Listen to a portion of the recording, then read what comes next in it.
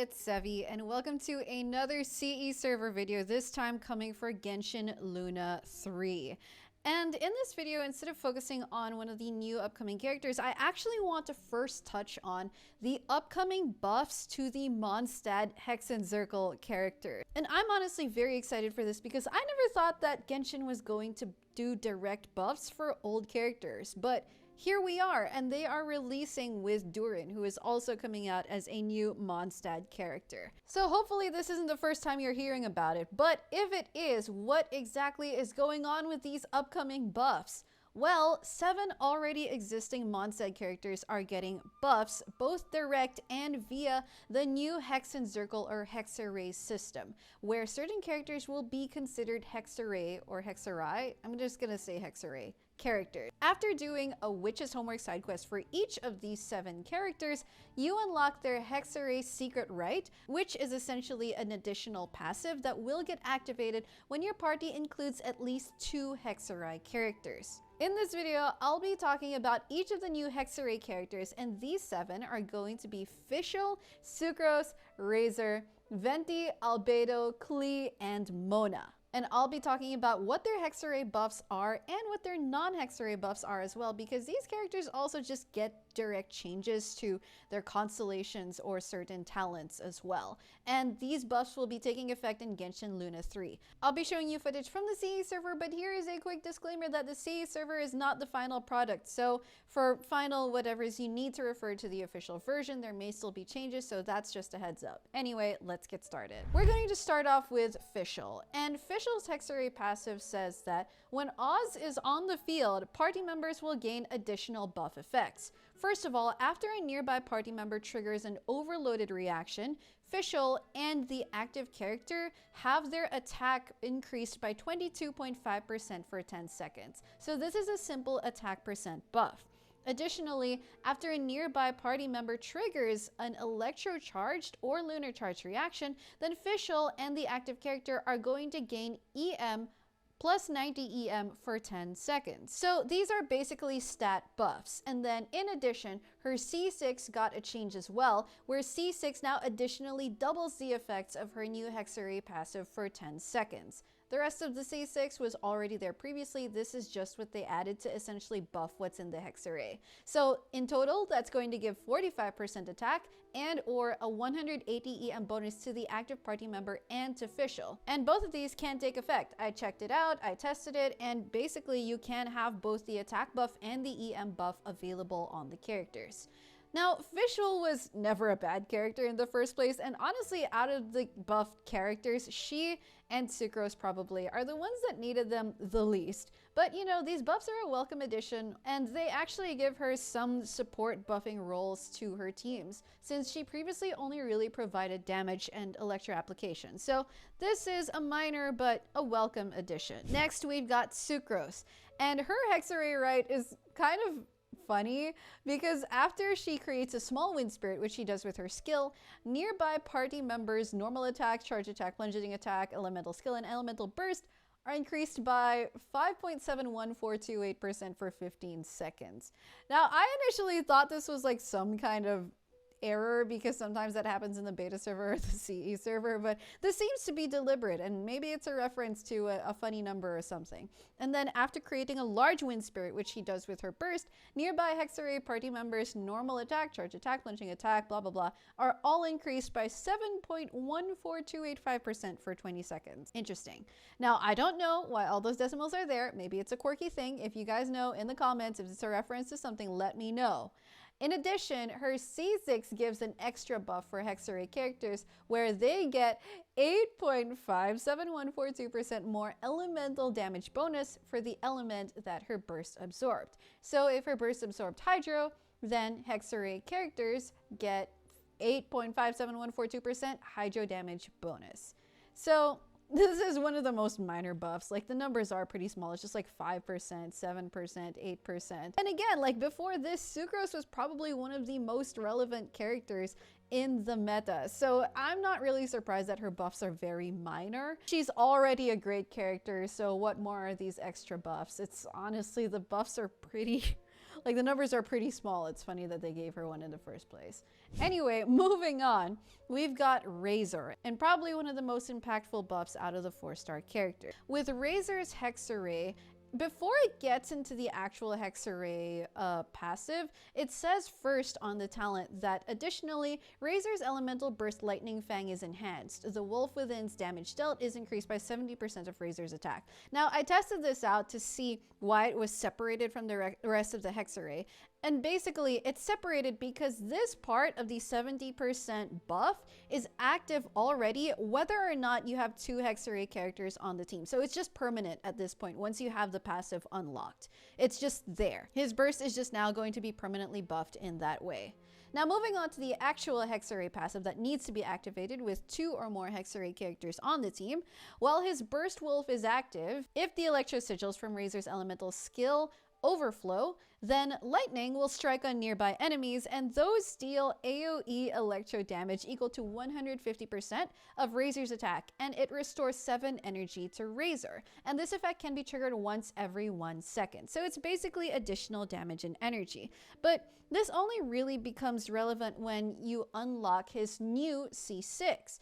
And that's because it's kind of hard to get his sigils to overflow pre-C6. Now, what does his new C6 do? Well, Lightning Strikes and his skill now grant 3 sigils instead of just the original 1. Prior to C6, if you use his skill, he only gets 1 Electro Sigil. So you basically would have to use his skill 3 times in order to get 3 sigils, and then use it another time in order to get it to overflow, and that kind of takes a while to stack up. You won't really be able to use his Hexerei passive all that frequently or all that consistently. But with C6, where his Lightning Strikes and his skill now grant 3 sigils instead of just 1, you're going to get that overflow, you're going to get the Lightning Strikes, and you're going to get that AoE Electro and the energy. Plus, when he consumes those sigils, which he can do when he activates his burst, he gets 10% crit rate and 50% crit damage. That's a lot of crit value. That's basically 70 crit value. So aside from those crit stats, those sigils actually help a lot with his energy regeneration, and that means his energy requirements are essentially lower now, and that can be replaced with damage-oriented stats like attack percent. So if previously you had a lot of ER substats to try to get him to burst consistently or when you needed him to, or even used an ER sands, now you can farm for artifacts that pull in a lot more attack percent or damage-oriented stats instead. All right, let's move on to the 5 stars. So the 5 stars are going to be a bit long because not only do they get the Hexerei passives, but a lot of their constellations got buffs as well. We're going to start off with Venti. So Venti's Hexerei passive says that while his Storm Eye, which is the vortex that comes from his burst, is active, for 4 seconds after a nearby active character triggers a swirl reaction, that character's damage is increased by 50%. And Venti Storm Eye deals 135% of its original damage, so basically a direct multiplier. In addition, while his burst is active, and this is going to appear in his normal attack talent instead of the Hexerei passive, his normal attacks will get Anemo infusions, and this basically enables on-field Anemo DPS Venti. Then, when his normal attacks hit opponents, it increases his burst duration by 1 second, and its cooldown will be increased by 0.5 seconds. It says that this can be triggered twice, so that means you can get a total of 2 seconds possible duration extension. So basically, it does buff his burst in terms of damage and duration. It gives him Anemo Infusion on his normal attacks, which I think is pretty fun. And aside from that, if you're playing him with another Anemo character, basically an on-fielder, then they get a damage increase by triggering a swirl reaction while Venti's burst is active. Now let's take a look at his constellation buffs because there are quite a lot. So starting with his C1, C1 now makes his Anemo infused normal attacks also unleash 2 tracking arrows per normal attack, and these Wind Sunder arrows will deal 20% of the original arrow's damage, and these can be triggered once every 0.25 seconds. I'm going to put a quick disclaimer here that it's going to be a bit difficult for me to show constellation footage of the 5 stars because while in the CE server and while I'm testing stuff, especially with new characters, I don't like activating constellations because my baseline is C0 for 5 stars. And I do need to test some of these characters still with Durin because Durin is coming out alongside these Hexerei characters. So I won't be able to provide much constellation footage for the 5 stars yet. Just putting that out there. I'm really sorry, but you know, hopefully with these explanations, we already get a good picture of how everything works. So moving on, his C2 gives him a special effect when he uses his burst. It's called Wherever a Breeze Blows, and getting this effect as he uses his burst resets his skill cooldown. So what exactly does the effect do? Well, it basically lets his skill deal 300%. Yeah, 300% of its original damage. And you can hold on to the effect for 15 seconds, but it disappears as soon as you use his skill, which basically means you can hold on to that buff to his skill for a while if you don't use his skill right away, but as soon as you use his skill, then the buff is gone. But don't worry, because if one of his arrows from his C1 hits an opponent, then there's a chance that he'll gain the Wherever a Breeze Blows effect again, which will allow you to do another buffed skill. And then C4 is almost completely new. Venti gives himself and his active party member a 25% animo damage bonus for 10 seconds. And then C6 is almost the same, except that now Venti's damage dealt to opponents sucked up by his vortex get a bonus 100% crit damage. So a lot of these buffs really lean into more of a DPS playstyle for Venti, which is really interesting that they're incentivizing that. But I mean, if you have C6 Venti, and honestly, if you have a lot of the C6 5 stars that are initially considered supports at C0, I'm not surprised if you're going to be using him as a DPS. So moving on to Albedo. Albedo's Hexerei passive is actually pretty interesting, and when I tested it out, I was pleasantly surprised by it. So, when Albedo hits an opponent with his elemental skill within 20 seconds of using his elemental skill, it will generate silver isotomas near the opponent that last for 10 seconds. When there are no solar isotomas created by Albedo on the field, and as long as Albedo is not downed, a single isotoma will begin generating transient blossoms just as solar isotomas would. There can be up to 2 silver isotomas generated by Albedo on the field at any time. So this is basically Genshin's answer to the complaint that Albedo's skill construct gets destroyed. And when it gets destroyed, it no longer deals damage.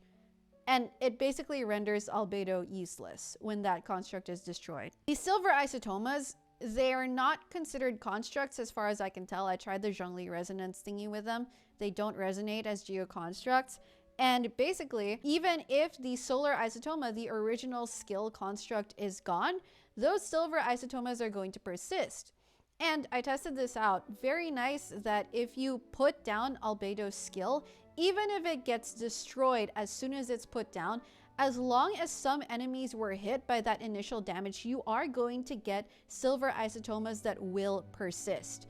Basically, it gives a fail-safe mechanism for Albedo to continue dealing skill damage even if the original construct is destroyed.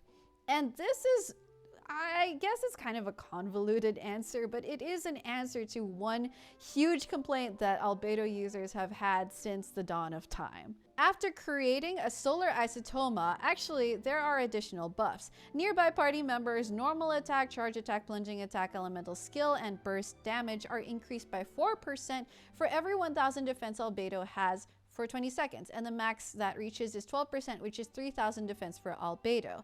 And then after generating a silver isotoma, nearby Hexerei party members' normal charge, plunging, attack, skill, and burst, and whatever are increased by 10% for every 1,000 defense Albedo has for 20 seconds, so it caps at 30% at 3,000 defense for Albedo.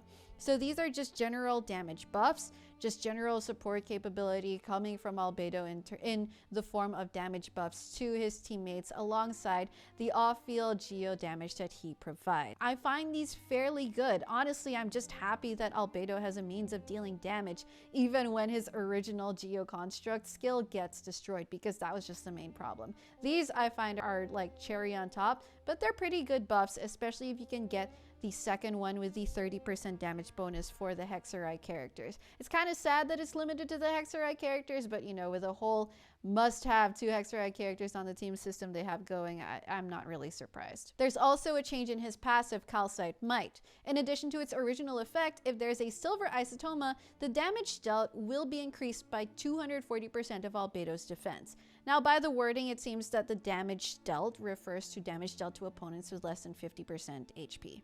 So moving on to his constellations, we've got C1 now gives a 50% defense buff for 20 seconds upon using his skill. Pretty simple. It's an okay buff. And then C2 is used to just consume Fatal Reckoning stacks when he uses Burst. Now when he's off field and he maxes his Fatal Reckoning stacks at 4 stacks, those get consumed to generate 3 Fatal Blossoms around you, which explode into AoE geo damage with a multiplier of 300% of Albedo's defense, and this is counted as burst damage. It also gives the party 125 EM, just like one of his original passives. So this is like a very convoluted way of saying that when these stacks get consumed, you get huge explosion of geo damage that's counted as burst damage. It's just extra damage. It's not really something you have to think about all that much. Then for C4, it buffs plunging characters more than before. Within Albedo's skill field, plunge damage is increased by 30%. And then when a character jumps near a silver isotoma, that silver isotoma gets destroyed and increases the character's jump height and lets the character deal 30% more plunging damage. And the effect is available for 3 seconds, however much airtime you want to get with the character, but it gets cleared immediately after the character hits the ground. I find it kind of interesting that they continue to lean into the buffing plunge attack types thing, but now that we have more plunge characters, I guess it makes sense that they want to keep that and at least improve that. Then we have C6, which now has extra effects to deal even more damage. They're really just trying to get Albedo's damage out there. So upon using Albedo's burst, it will destroy all the silver isotomas on the field.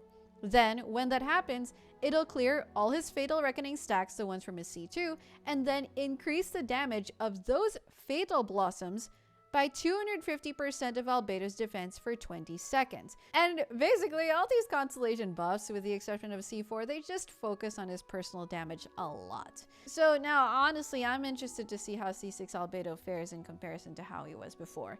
C6 Albedo havers, let me know. Let me know once you find out and get to play with him. Next, we have Klee. And Klee also has a huge bunch of buffs, so let's get into it. Her Hexerei passive says that when Klee deals damage with normal attacks, elemental skills, or elemental bursts, she gains 1 boom badge. And this lasts for 20 seconds. And each type of attack can only grant 1 boom badge at most. So if you want to get all 3, then you need to perform her normal attack, her skill, and her burst to get all 3 badges. These badges have their own independent timers, but when she has 1, 2, and 3 boom badges, her special charge attack, Boom Boom Strike, will deal 115%, 130%, and 150% of its original damage respectively. So at full 3 boom badges, she gets 150% of its original damage. Of course, you want to aim for all 3 badges at once. Then her passive Pounding Surprise also got buffed. So instead of just holding 1 explosive spark, she can now hold 3. And she can also get explosive sparks from using her skill or burst, so additional ways of gaining that. And then alongside the Hexerei buff, while her burst is active, Klee's normal attack sequence doesn't reset. And I find this one pretty interesting because I know that Klee players, they do like to do some finicky things with their normal attack sequence to try to do attack cancels and stuff, or animation cancels and stuff, but here, the sequence no longer resets when her burst is active. And this is because her 3rd normal attack will consume 1 spark to unleash another Boom Boom Strike. So it converts her 3rd normal attack into what is like a buffed charged attack. interesting way of buffing her damage and possibly making improvements to her normal attack animation sequence. Moving on to her constellations. C1 gives Klee an extra 60% attack for 12 seconds after sparks are summoned. And then C2 takes effect not with Jumpty Dumpty's mines anymore, but all you have to do now is hit an opponent with her skill. So that makes it relatively easier to trigger. Now, you don't have to wait for those mines to come out anymore. And then C4 changes a bit by triggering that big explosion either when Klee swaps out while her burst is active or when her burst ends. So if Klee is on field when that happens, like when her burst ends, the damage is increased by 100%. And then her C6 has a few different things to it. The first change is that aside from party members gaining 10% pyro damage for 25 seconds after Klee uses her burst, Klee herself also gets a 50% damage bonus. So it's a combination of keeping that support capability and also increasing her own personal damage. Additionally, with the Hexerei buff, using an explosive spark has a 50% chance of not consuming it. And now her first and second normal attacks also have a chance of consuming it to deal additional boom boom strike attacks. So basically, C6 Klee is going to be like, is going to have a way of almost spamming those boom boom strike attacks with the explosive sparks and just regularly generating them and possibly not consuming them. And her normal attack string can just have boom boom strike attacks all over it. So all around, these buffs just mainly direct towards her personal damage and giving 10% pyro damage to her party members. But Klee is a DPS essentially, so I'm not really surprised by this. And I'm honestly curious to see how you Klee mains feel about these, especially when it comes to her normal attack string now enabling those boom boom strike attacks pre-C6 and post-C6. Now then, last but not least is Mona, and this buff I'm actually surprised by. So her Hexerei talent says that when Mona's normal attacks or charged attacks hit an opponent, she gains 1 stack of Astral Glow of Mercury for 8 seconds and it maxes at 3 stacks. So those Astral Glow of Mercury, they basically give a vaporized buff. When other party members trigger a vaporized reaction on an enemy, all the Astral Glow of Mercury stacks get consumed, and each stack consumed increases the damage of that vaporized reaction by 5%. So it maxes at 15% vaporized damage. It's honestly not a huge deal. The next thing is the bigger deal. Additionally, when Mona's normal attacks or charged attacks hit an opponent, the enemy's omen duration is extended by 2 seconds.